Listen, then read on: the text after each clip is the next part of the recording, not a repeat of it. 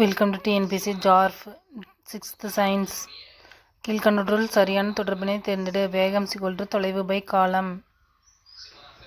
கீதா தன் தந்தையின் வண்டியினை எடுத்துக்கொண்டு அவளுடைய வீட்டிலிருந்து 40 கிலோமீட்டர் தொலைவில் உள்ள மாமா வீட்டிற்கு செல்கிறாள். அங்கு செல்வதற்கு 40 நிமிடங்கள் எடுத்துக்கொண்டாள். கூற்று 1. கீதாவின் வேகம் 1 கிலோமீட்டர் பை நிமிடம். கூற்று 2. கீதாவின் வேகம் 1 கிலோமீட்டர் பெர் மணி. விடை கூற்று 1 மட்டும் சரி. கூற்று 1 எது? கீதாவின் வேகம் 1 கிலோமீட்டர் பர் நிமிடம். அது மட்டும்தான் சரி.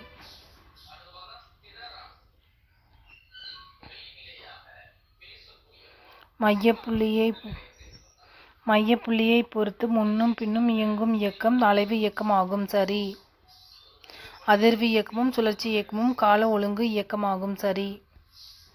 மாறுபட்ட வேகத்துடன் இயங்கும் வாகனத்தின் இயக்கம் ஒரு சீரான இயக்கமாகும். சரியான விடை இது சீரற்ற இயக்கம். விடை தவறு. வருங்காலத்தில் மனிதர்களின் பதிலியாக ரோபோட்டுகள் செயல்படும் உணர்வு நிலையில் இருக்காது. விடை தவறு. சாலையில் நேராக செல்லும் ஒரு வண்டியின் இயக்கம் டேஸ் நேர்கோட்டு இயக்கம். புவியீர்ப்பு விசை டேஸ் விசையாகும் தொடா விசையாகும்.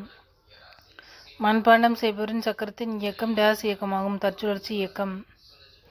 ஒரு பொருள் சமகால இடைவெளியில் சமகால தொலைவை கடக்குமானால் அப்பொருளின் இயக்கம் டேஸ் சீரான இயக்கம். மையப்புள்ளியை பொறுத்து முன்னும் பின்னும் இயங்கும் இயக்கம் அலைவு இயக்கம் ஆகும். சரி.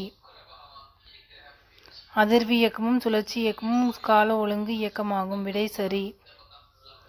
மாறுபட்ட வேகத்துடன் இயங்கும் வாகனத்தின் இயக்கம் ஒரு சீரான இயக்கமாகும். சரியான விடை இது சீரற்ற இயக்கம். விடை தவறு. Like, share and subscribe. Thank you.